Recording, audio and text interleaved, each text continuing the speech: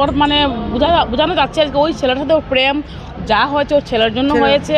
ওই মোবাইলটা ও ছেলেই দিয়েছে। ও মানে উনি পুরো ওই ছেলের দিকে পুরো কেসটাকে মুড়ে দিচ্ছেন। বরখাই চা বাগানে নাবালিকা আদিবাসী কিশোরীর রহস্যজনক মৃত্যু, নিরপেক্ষ তদন্তের দাবিতে এসএসপির দ্বারস্থ আশ্বাস এনজিও।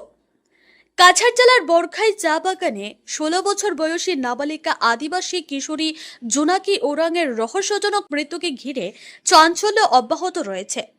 ঘটনার নিরপেক্ষ, স্বচ্ছ ও দ্রুত তদন্তের দাবিতে এবার কাছাড় জেলার জ্যেষ্ঠ পুলিশ অধীক্ষকের এসএসপি কাছে স্মারকলিপি জমা দিয়েছে আশ্বাস এনজিও। সংগঠনের অভিযোগ, এই মৃত্যুর ঘটনায় একাধিক অসঙ্গতি রয়েছে, তাই ঘটনার প্রতিটি দিক গুরুত্বের সঙ্গে তদন্ত করা প্রয়োজন। স্মারকলিপিতে উল্লেখ করা হয়েছে, জোনাকি ওরাং বরখাই চা বাগানের মালিকের বাংলোতে গৃহ পরিচারিকার কাজ করতেন। গত রবিবার ওই বাংলো থেকে তার ঝুলন্ত দেহ উদ্ধার করা হয়। এনজিওর দাবি, বরজালেঙ্গা প্রাথমিক স্বাস্থ্যকেন্দ্রে নিয়ে গেলে চিকিৎসকরা তাকে মৃত বলে ঘোষণা করেন। তবে ঘটনার পর থেকে একাধিক প্রশ্ন সামনে এসেছে।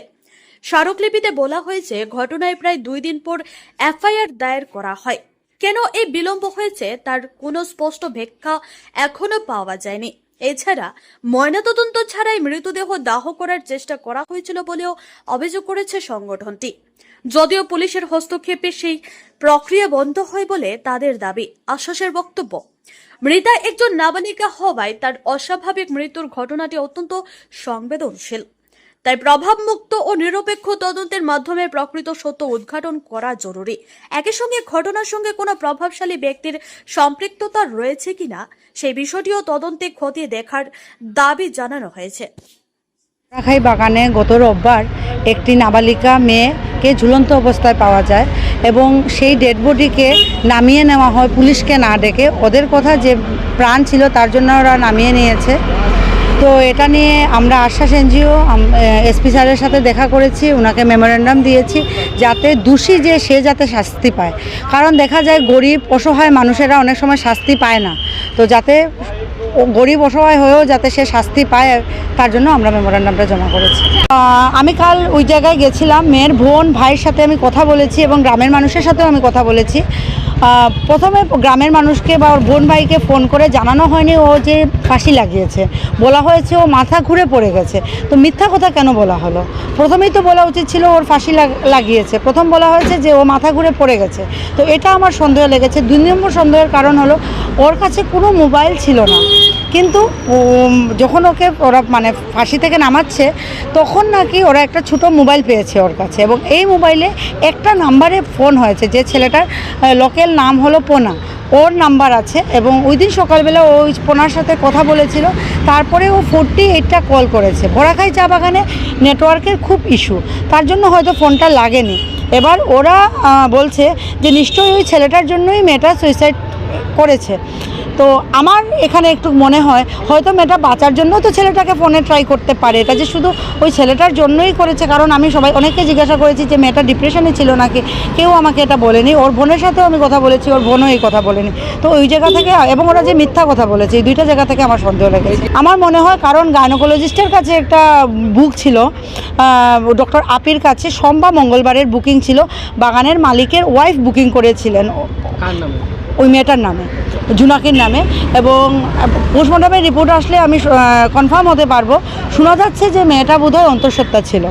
তো যদি মেয়েটা অন্তঃসত্ত্বা থাকে, ওর বাড়ির মানুষের ডাক্তার বুক করার কথা, বাগানের মালিকের বউ বুক করছেন, ও মরে যাচ্ছে, আবার ডেড বডিটা নামাচ্ছেন। তো সন্দেহ তো অনেক কিছুই হচ্ছে, কিন্তু পোস্টমর্টমের রিপোর্ট না আসলে তো কিছুই বলা যাচ্ছে না।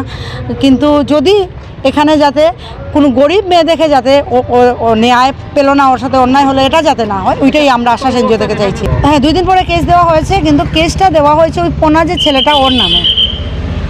যার বাড়িতে ও লটকেছে তার নামে কেস দেওয়া হয়নি।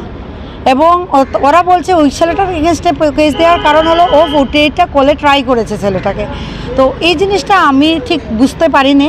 তো আর তার জন্যই আমরা এসপি স্যারের সাথে কথা বললাম এবং উনি আমাদেরকে আশ্বস্ত করেছেন যে যে দোষী সে শাস্তি পাবে। আমি কাল ওর বাড়িতে কথা বলেছি, বাগান ম্যানেজারের সাথেও কথা বলেছি। আমাকে বাগান ম্যানেজারই কথা বলেছেন যে অন্তঃসত্ত্বা ছিল এবং ওনার স্টাফকে দিয়ে ওনার ওয়াইফ ডক্টর বুক করিয়েছে, কিন্তু ওর ফ্যামিলি মেম্বাররা বলেছে যে ওকে ডাক্তার কেন বুক করা হয়েছে এটা আমরা জিজ্ঞাসা করেছিলাম। তখন ওর ফ্যামিলি মেম্বাররা বলেছে যে ওর বোধহয় কোনো স্কিন ডিজিজ ছিল। তো ওরা তো গ্রামের বাগানের লোক, ইলিটারেট, ওরা তো গাইনোকোলজিস্ট এত সব তো ওরা বুঝে না। জানানো হয়নি ওরা জানেই না ওদের মেয়ে যে অন্তঃসত্ত্বা। উনি বলেন ওনার ওয়াইফের সাথে কথা হয়েছে, ওনার ওয়াইফ ডাক্তার টার্গেট ছেলেটাকে দুশো হচ্ছে, যার সঙ্গে ওর মানে বোঝানো যাচ্ছে আর কি ওই ছেলের সাথে ওর প্রেম যা হয়েছে ওর ছেলের জন্য হয়েছে। ওই মোবাইলটা ও ছেলেই দিয়েছে। ও মানে উনি পুরো ওই ছেলের দিকে পুরো কেসটাকে মুড়ে দিচ্ছেন। এখন আমরা দেখা হয়নি, আমরা জানি না এখনো।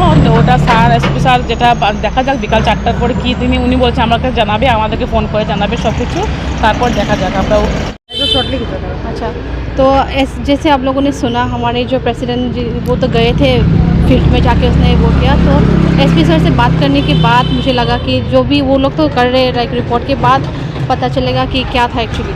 पर अगर सुसाइड नहीं हुआ, मर्डर है, तो हम लोग उसके लिए जस्टिस चाहते हैं। लगता तो है मर्डर हुआ है, क्योंकि जैसे लाइक उसके पास फ़ोन नहीं था, फिर देखा कि फ़ोन मिला, फिर अगर हैंगिंग में थे तो उसने निकाला क्यों? पुलिस को तो बुला सकते हैं।